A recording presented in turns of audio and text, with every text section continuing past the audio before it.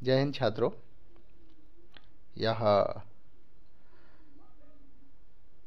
27/2/2020 में जो एग्ज़ाम हुआ था प्रथम पाली में, उसी का जो क्वेश्चन पेपर था उसी को लेकर के आए हुए हैं और यह आप लोग के लिए अनिवार्य है। और ये पेपर जो होता है 3.25 घंटे का होता है। देख लीजिए, जो डेट था एग्ज़ाम का वह इस पर निश्चित किया गया है 27/2/2020। और जो जो एग्ज़ाम का समय था, फर्स्ट सीटिंग था,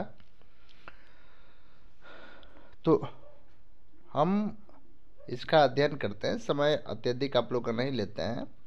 1 नंबर जो आप लोगों का प्रश्न है वह इस प्रकार से है,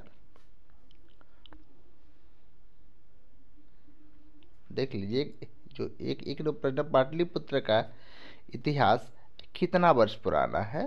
तो पाटलिपुत्र का जो इतिहास है 250 वर्ष, यानी 2500 वर्ष। यहाँ पर देख लीजिए, ऑप्शन डी जो है 2500 वर्ष दिया हुआ है, यही इसका सही उत्तर होगा। जो अगला प्रश्न है 2 नंबर, देख लीजिए, कह रहा है 2 नंबर प्रश्न है, सरस्वती का कुल गृह कौन सा महानगर था?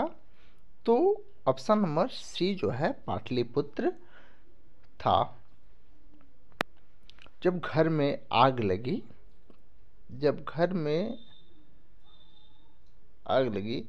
तो आग को देख कर के कौन लोग भाग गए, यानी पलायन हो गए। तो जितना धूर्त सब था वो सब भाग गया, यानी ऑप्शन नंबर डी जो है इसका सही जवाब हो जाएगा, धूर्त लोग भाग गए। अगले प्रश्न में कह रहे चारों आलसियों को कैसे बाहर किया गया? तो चारों आलसी जो है ये उन सब का केस पकड़ करके बाहर निकाला गया। ऑप्शन सी इसका जो है सही जवाब हो जाएगा। अगले प्रश्न में कह रहा है, ध्यान में रखिएगा, प्रश्न संख्या 5 है। इसमें कह रहा है आलस्य कथा अंतर्गत क्या है? आलस्य कथा अंतर्गत मिथिला में कौन मंत्री थे? तो ऑप्शन नंबर सी दिया हुआ है, वीरेश्वर जो है मिथिला के मंत्री थे। अगला प्रश्न जो है इस प्रकार से है, देख लीजिए। जो अगला प्रश्न है वह 6 नंबर प्रश्न कर रहा है बनावटी आलस्य दिखाकर कौन भोजन ग्रहण करते हैं? तो जितना सब धूर्त होता है यह हमेशा क्या करता है? बनावटी रूप दिखाता है। तो ऑप्शन नंबर सी इसका सही जवाब हो जाएगा।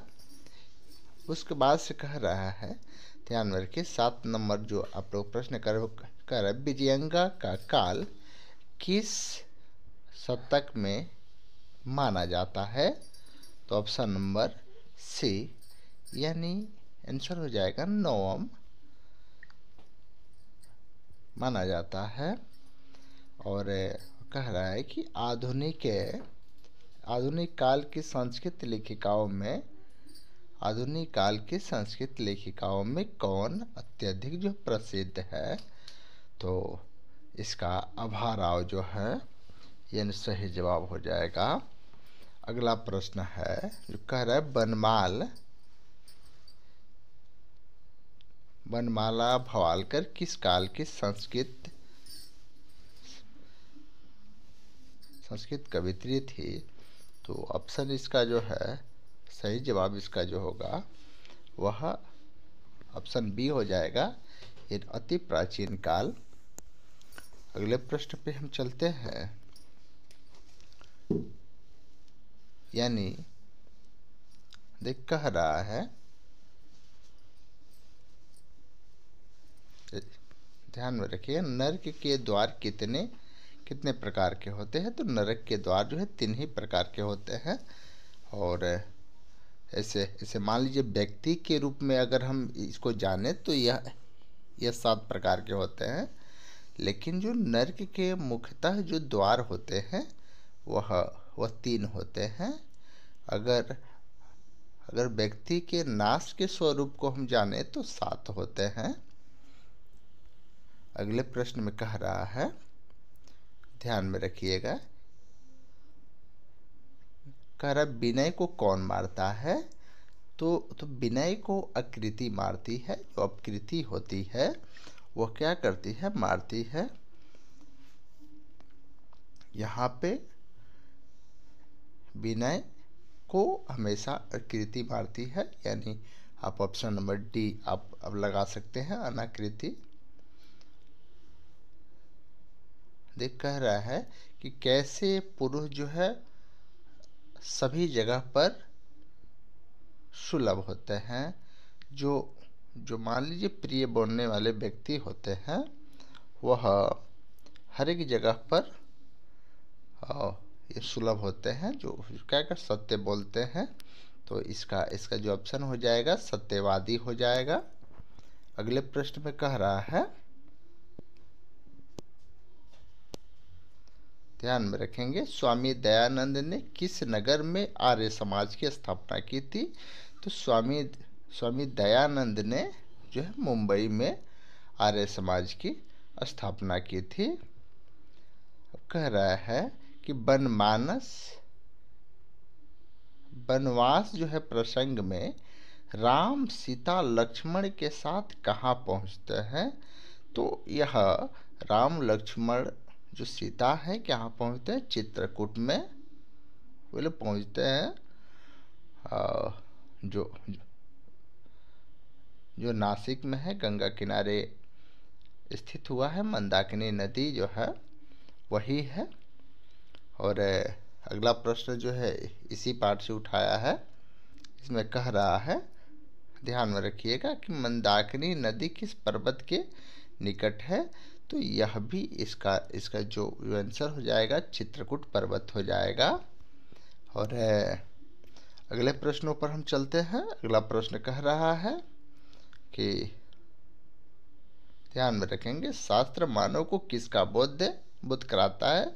तो शास्त्र जो होता है मनुष्य को कर्तव्य और अकर्तव्यों का बोध कराता है। तो ऑप्शन नंबर सी इसका सही जवाब हो जाएगा।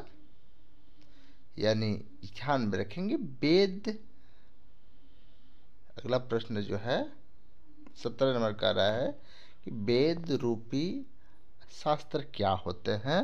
तो वेद रूपी जो शास्त्र है यह क्या होता है? नित्य होता है, यह हमेशा होते रहता है, नियमित होता है।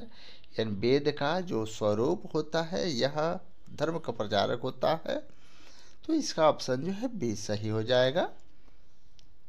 देखिए यह 18 नंबर प्रश्न कह रहा है कि 12 मिहिर द्वारा रचित कौन सा ग्रंथ है?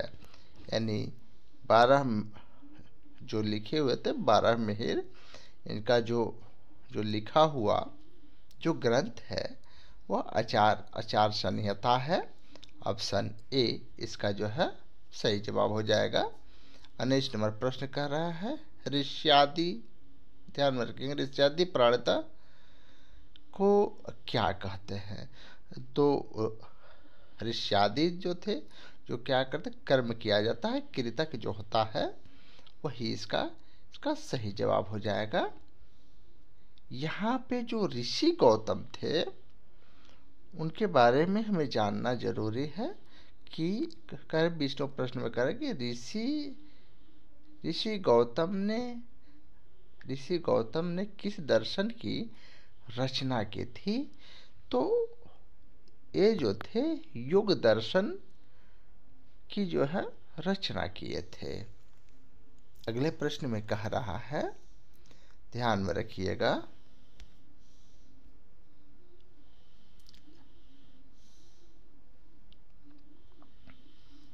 यह अगला प्रश्न जो 21 नंबर है, ध्यान में कह रहे निरुक्त का क्या कार्य होता है? तो निरुक्त जो होता है इसका कार्य होता है वेदार्थ का बोध कराना।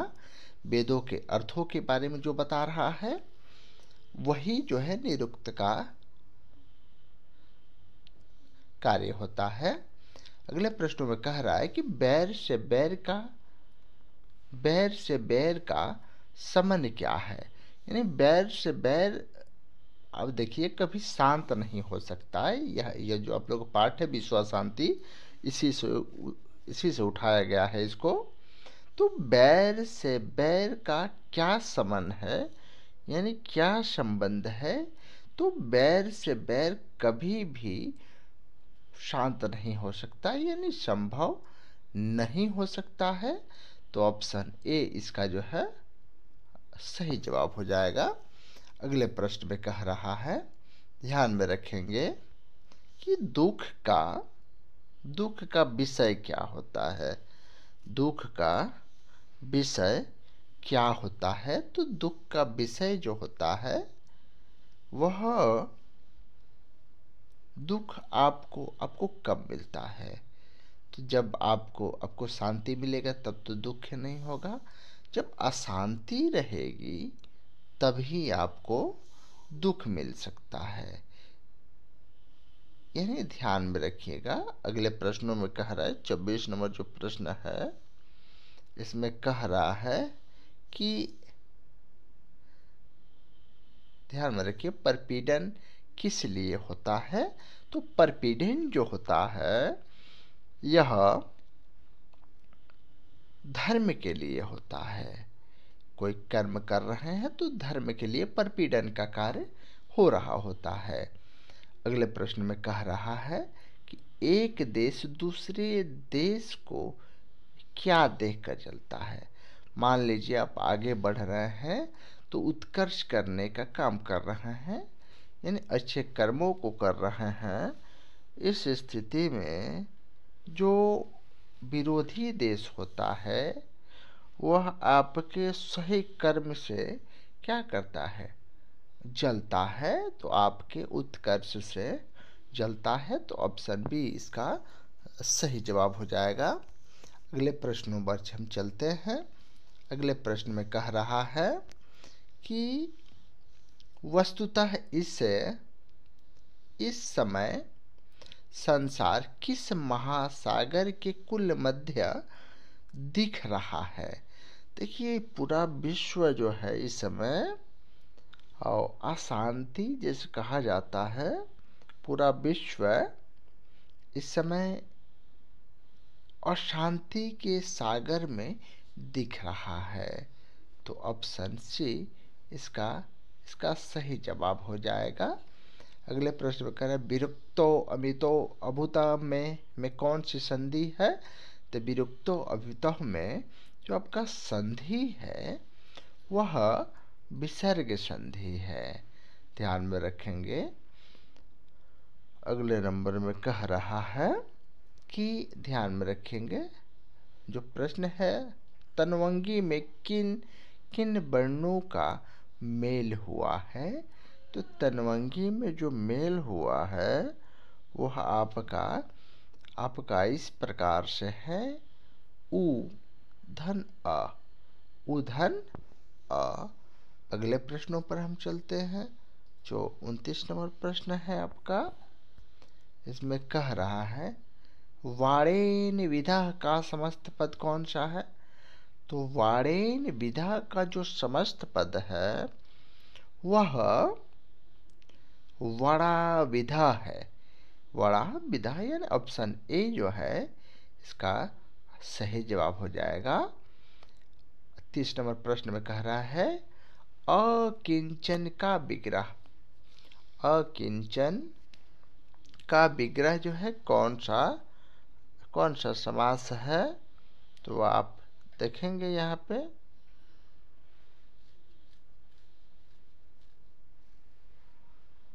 तो अकिंचन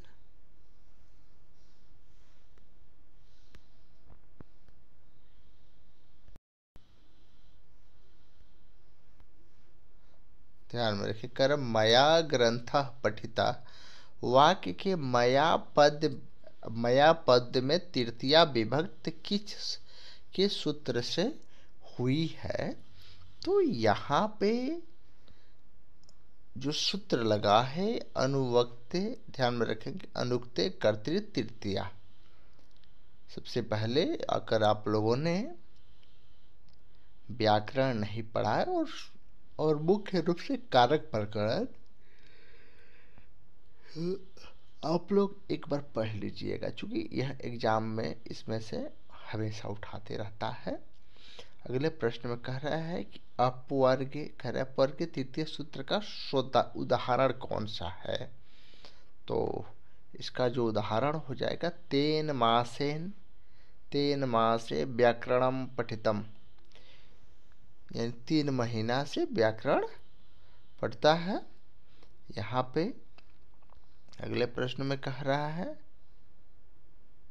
भोजनम कृतम वाक्यम के हितम न,